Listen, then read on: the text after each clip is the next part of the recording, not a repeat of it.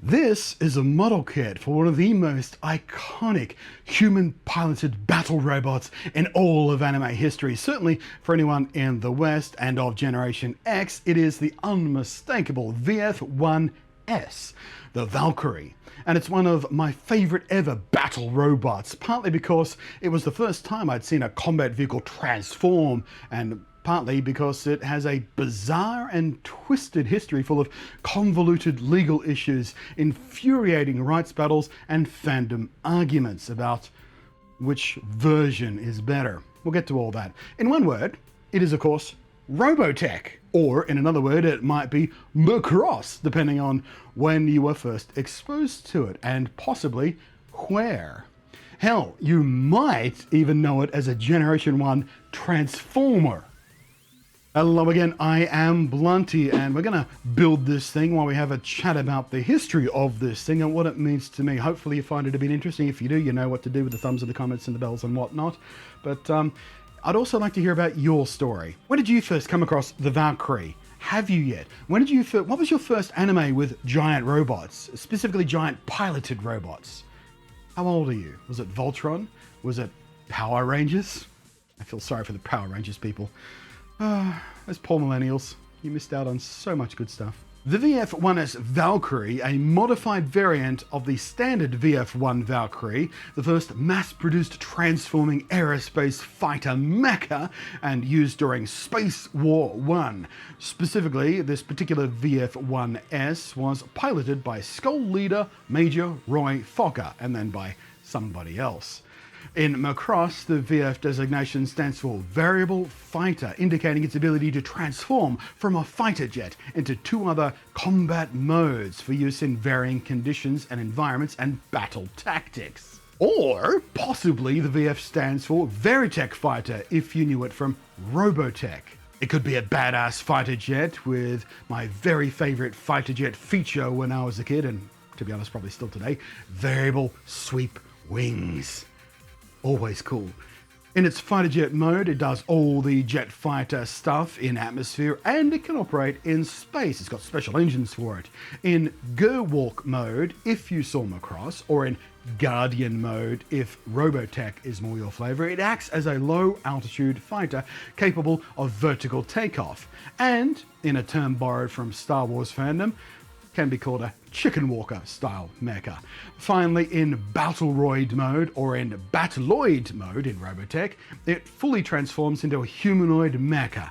The two alternate modes were used to combat the bipedal alien battle pods and the physically giant aliens on an even footing. But if you never saw Robotech or Macross, you might still recognize this robot as Jetfire from Transformers Generation 1 Season 2. Well, I mean, technically, if you want to get really accurate, Jetfire was born from the standard VFS, not the VFS-1, from the Japanese toy line from Super Dimension Fortress Macross, the original title for the Japanese version of this anime.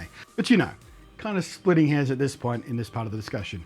See, in 1984, the company who made the original SDFM toys went out of business, and Bandai bought up the toy design, which was then licensed to Hasbro to use as part of the toy line for the second year of the Transformers toy line, and also featured in the cartoon.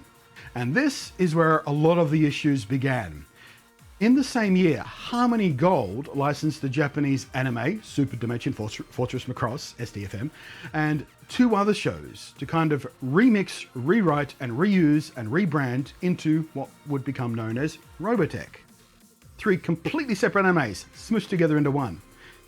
It meant, though, that the most iconic toy from the show couldn't be part of the Robotech toy line in the West because, well, it was part of the Transformers toy line already, licensed by a competitor and in a competing show. Now, either Transformers or Robotech for kids my age was where we first saw this robot, because they aired around the same time. I was 8 in 1986 and I lived in Tasmania, a low population island state of Australia, and back then we had all of 4 TV stations, 2 major commercial stations and the government funded ABC, and a hybrid funded station called the SBS. Shout out to my Gen X kids. I don't actually recall what station either Transformers or Robotech was on, but I do remember when I first saw the VF1, it was in Robotech first, because when it showed up in Transformers in season 2, without a pilot, without its Guardian mode, and it was an independent Autobot, it had its own identity, I did a hard double take. I went, hang on a sec, wait. Is this a crossover? What's going on? Of course, back then, there was no internet, not as we know it now at least, and not in people's every home and device, so it was many years before that particular mystery was unraveled for me. My guess at the time was, well, actually I guessed almost exactly right. I knew Macross was adapted from a Japanese show, the art style made that pretty clear, and I knew Hasbro had licensed almost all of the Transformers toy line from an unrelated toy line in Japan. So I figured Hasbro just licensed the toy of the VF1 from Robotech. I didn't know about Macross back then. And Robotech itself was a whole other mess of rights mashups, all on top of that. See, what began as the Japanese anime Super Dimension Fortress Macross in 1982 in Japan, it wasn't directly adapted to English, as is more common with today's anime series, where they're usually fairly faithful dubs and stuff. Back then, TV was a very different beast, and shit like syndication was a thing. That is, sub-licensing or leasing the right to a broadcast show to multiple separate TV stations across the country. It was a thing that kind of needed to be done to make money from stuff like this, because again, the landscape was really different back then as far as TV and media goes. And as syndication had rules about how long and how many episodes there had to be of a show to be eligible for syndication. It was 65 episodes at the time, if I'm remembering correctly. I didn't fact check that when I was writing this. Problem was, for Super Dimension Fortress Macross, it didn't have 65 episodes for that syndication requirement. So, what Harmony Gold did, and a lot of companies were doing similar things with animes back then, was also license two other visually similar, but actually unrelated anime series, Super Dimension Cavalry Southern Cross and Genesis Climber Mospedia. And then they smushed all three shows together, bastardizing each one to various extents, but actually somehow making it work in a pretty clever conceit that has each show told in a kind of epic chapter of a multi-generational core story based around a MacGuffin of something called Protoculture. And Protoculture in the show was a fairly nebulously defined thing, but in essence it was some kind of extremely powerful and rare energy source that everybody wanted to do energy source things with. It's one that allowed the core protagonist alien species to develop a technology and military force that allowed them to conquer several alien civilizations, and in fact renaming themselves after the core technology. They became the Robotech Masters, this mysterious force of aliens, powerful, smart, technologically advanced. In the original Macross, and in the later, more faithful adaptation of Macross, Protoculture is something completely different. It has to do with ancient alien series and genetic heritages, and I could explain it, but it doesn't really matter that much. All I'll say is I prefer the Macross version of what Protoculture is to what the Robotech version was. Mainly because it wasn't a mysterious MacGuffin and it was actually explained in part of the core plot. But back in Robotech, over 3 generational wars, the Macross Saga, the Masters Saga, and the New Generation, the show gets pretty convoluted, complex, political, but never inaccessible for a kid. And it was far more kind of morally grey and challenging than any other cartoon us Western 80s kids were used to having served at us. Most of the cartoons back then were very simplified and dumbed down and child-friendly and blah, blah, blah. So Robotech, alongside shows with similarly complex characters and morally complex protagonists and antagonists and political idealism sort of baked in, but still easily digestible thematics for kids, like Astro Boy, for example, is where my love of anime began. That's the seed of it. Cramming together 3 unconnected anime series, rewriting, re-editing, repackaging them into a singular storyline should have never worked, but somehow it did. But the way in which it was made and licensed did create decades-long legal battles, far too tedious to dig into detail here. Suffice to say, between licensing trademarks and split ownerships of the various properties involved, it made bringing over almost every other subsequent piece of original Macross-based anime or media to the West from the Japanese creators and owners basically impossible. And the legal maneuvering was both kind of petty and bitter and, above all else, infuriating for fans who just wanted more of the giant robot fun.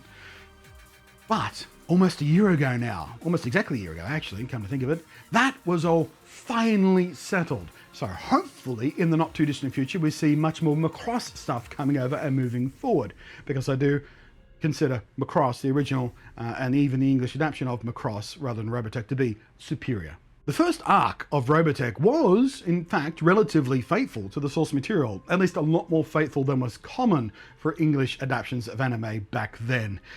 They still westernized a lot of stuff, the names of course, and they removed some stuff about alcoholism and some sex stuff and some nudity and whatnot, and they changed some character relationships around a bit, which was pretty weird. But there was also a more faithful dub of just the original Macross done in the early 2000s.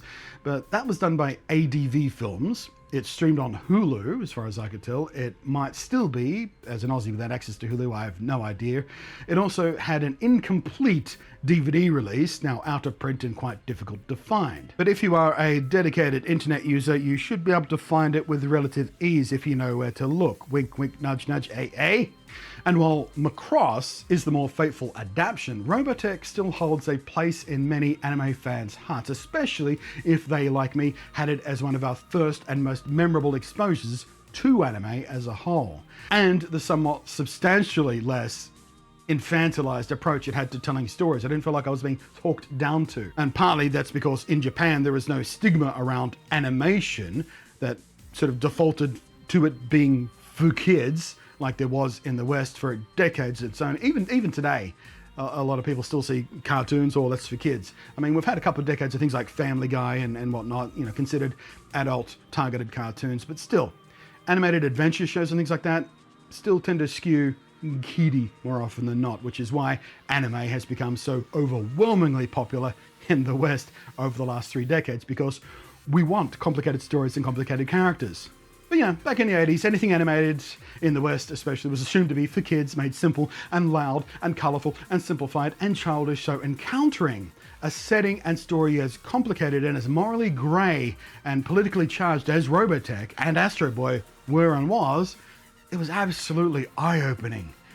And then, a little bit later, when stuff like Ninja Scroll and Neon Genesis Evangelion and Martian successor Nadesico and of course Akira came along in the years that follow, I was fully primed and very thirsty as hell for more of what Japan was doing in the medium. And that is why the VF1 Valkyrie is special to me on a sentimental level. In particular, the one piloted by Skull leader Major Roy Fokker, highly skilled, bold, brash, compassionate, romantic, and ultimately tragic in the quietest of heroic and empathic ways. He was so much more complicated than the standard, you know, ace fighter pilot man's man that had been I'd been exposed to in basically every other show, animated or not, or movie or whatever, that had sort of similar ace pilot or big brother kind of characters for the main lead who were always just sort of very, very one note. Roy wasn't. Roy was a little bit complicated, and I enjoyed that. Plus, you know, it had a skull and crossbones on the cockpit canopy, which is just cool. It's also why I coveted a toy of Jetfire from Transformers back then, because of course you couldn't get Macross or Robotech merchandise of it because of the stuff we talked about. And I never did get my Jetfire toy. Instead, I got something my mother thought was the same thing. It was a transforming jet. It was Leader 1 from the GoBots. No, Mum, I know they're both fighter jets, sure, I can see where you made the mistake, but I promise you that's not the same thing. Can we please take it back and exchange it? No? Well, I guess just fuck me. The Valkyrie is iconic to me. It's an indelible seed from which grew a broad and abiding enthusiasm and love for anime as a whole, which is why when I stumbled across this model kit on Amazon while randomly browsing around to keep my mind away from the crappier thoughts I was having that day, I snapped it up immediately. Thank goodness for some leftover gift card value. But there you go, that's my Robotech and Macross and Transformers and Valkyrie story. Hope you enjoyed it, and I hope it was an eye-opening experience for some of you other people out there, perhaps a little bit too young or not connected enough to the deep mycelial network of anime history and things like that. So there you go. What's your favorite giant robot? Where did you start with giant robot anime? Let me know in the down below. Until then, I will see you next time. Thanks for watching, and thank you as always to the patrons, of course.